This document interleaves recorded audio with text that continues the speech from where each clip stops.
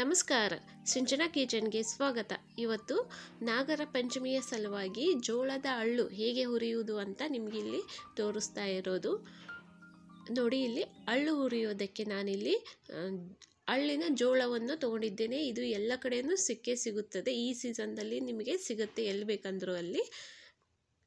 ಈಗ ನಾನು ಹುರಿಯೋದಕ್ಕೆ ಒಂದು ಕಡಾಯಿಯನ್ನು ಬಿಸಿಗೆ ಇಟ್ಟಿದ್ದೆ. ಅದು ಚೆನ್ನಾಗಿ ಬಿಸಿ ಆದ ನಂತರ ಅದಕ್ಕೆ ಸ್ವಲ್ಪನೇ ನಾವು 2 ಮುಷ್ಟಿಯಷ್ಟು ಮಾತ್ರ ಜೋಳವನ್ನು ಹಾಕಬೇಕು. ಅದನ್ನು ನಾವು ಒಂದು ಅರ್ಧ ನಿಮಿಷನಾದರೂ ಚೆನ್ನಾಗಿ ಫಸ್ಟು ಹುರಿಬೇಕು. ಸ್ವಲ್ಪ ಬಿಸಿ ಆಗಬೇಕು. ನೋಡಿ, ಇದನ್ನು ನಾವು ಆದಷ್ಟು ಮೀಡಿಯಮ್ ಉರಿಯಲ್ಲೇ ಇಟ್ಟು ನಾವು ಇದನ್ನು ಹುರಿಬೇಕಾಗತ್ತೆ. ನೋಡಿ, ಇವಾಗ ಇದು ಹುರಿತಾ ಇದ್ದೇವಲ್ಲ, ಸಣ್ಣ ಉರಿಯಲ್ಲೇ ಇಟ್ಬಿಟ್ಟು ನಾವು ಹುರಿಬೇಕು. ಈಗ ಸ್ವಲ್ಪ ಚಟಪಟ ಅಂತ ಸೌಂಡ್ ಬರುತ್ತೆ. ನೋಡಿ, ಈಗ ಇದು ಚೆನ್ನಾಗಿ ಹುರಿದಿದೆ. ಈಗ ಸ್ವಲ್ಪ ಇದು ಹುರಿದ ನಂತರ ಚಟಪಟ ಅಂತ ಅನ್ನತ್ತೆ. ಆಗ ನಾವು ಮೇಲ್ಗಡೆ ಒಂದು ಪ್ಲೇಟನ್ನು ಮುಚ್ಚಿ ಬಿಟ್ಬಿಡಬೇಕು. ನೋಡಿ, ಇವಾಗ ಚಟ್ ಚಟ್ ಅಂತ ಸೌಂಡ್ ಕೇಳ್ತಾ ಇದೆಯಲ್ಲ, ಈಗ ಇದಕ್ಕೆ ಮೇಲ್ಗಡೆ ಮುಚ್ಚಿ ಈ ಥರ ಬಿಟ್ಬಿಡಬೇಕು.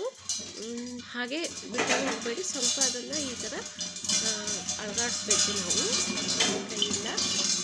ಆಗಲೇ ಚೆನ್ನಾಗಿ ಒಂದು ಜೋಳನು ಇಲ್ಲದ ಹಾಗೆ ನಾವು ಇದನ್ನು ಚೆನ್ನಾಗಿ ಹುರಿಬೋದು. ಕೇವಲ ನಾವು 1 ನಿಮಿಷದಲ್ಲಿ ಕೂಡ ನಾವು ಇದನ್ನು ಹುರಿಬೇಕು. ನೋಡಿ, ಇವಾಗ ಸ್ವಲ್ಪ ಉರಿಯನ್ನು ಜಾಸ್ತಿ ಮಾಡ್ಕೋಬೇಕಾಗತ್ತೆ ನಾವು. ಈಗ ಆಗಿದೆಯಲ್ಲ, ಸೌಂಡ್ ಬಂದ ನಂತರ ನಾವೀಗ ಇದನ್ನು ತೆಗೆದುಬಿಡಬೇಕು. ನೋಡಿ ಎಷ್ಟು ಚೆನ್ನಾಗಿ ಆಗಿದೆ ಅಂತ.